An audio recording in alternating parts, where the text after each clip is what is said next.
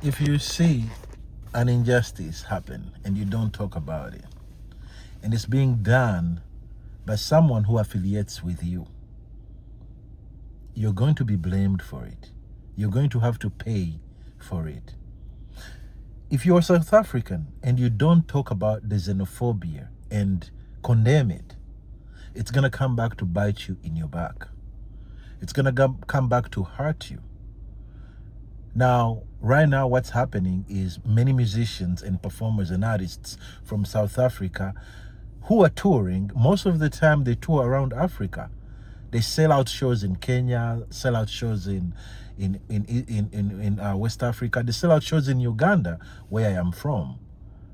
And now they're starting to see their shows cancelled because of what's happening in South Africa. See, if you don't come out and speak against it, which I know most of you are afraid to do, then you are a collaborator. You are someone who supports it. If you don't talk against it, then you support what's happening. Because you are South African, people that are leading these xenophobic movements, they're claiming that that's what all of you South Africans want.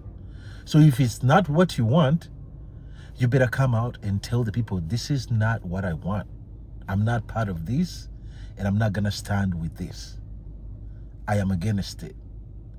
Now, by you standing up and speaking up, trust me, nobody's going to cancel your shows. But if you stay quiet, that means you are for the xenophobia, which apparently South Africa, this is just the beginning. You're going to see a lot. We already saw what happened in the World Cup. Most African countries aligning with countries they've never aligned with when they were playing South Africa. So many countries, so many supporters, African supporters, were supporting Mexico against South Africa. We all saw that. And it's not because they hate South Africa. It's all because of what's going on right now in South Africa. The xenophobia. Black South Africans rising up against other black Africans that they're taking their jobs. Immigrants, kicking out all the immigrants.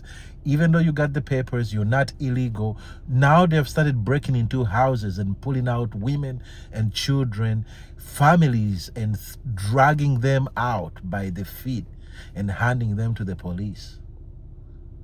And the police is there just to watch and receive whoever is dragged out. Now, when it gets to this point, I mean, what do you expect the other countries to do? They're just not going to sit around and watch. I saw a minister in Uganda who went to MTN Uganda. It's a South African company, and he went to Stanbic Bank. And he made some statements, which I'm not going to repeat on here.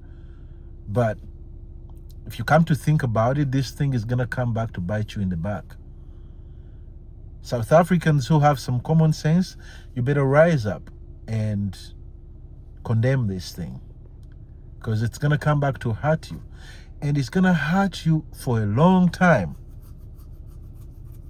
It's going to hurt you for a long time if you don't really rise up and correct this mistake. You have to rise up and correct this mistake, because if you don't, I mean, what happens if all the other African countries decide that they don't want to trade with South Africa? What happens if all the other countries in Africa just decide that all South Africans in those countries have to leave? What happens? This is a mess that needs to be cleaned up. South African police, South African government,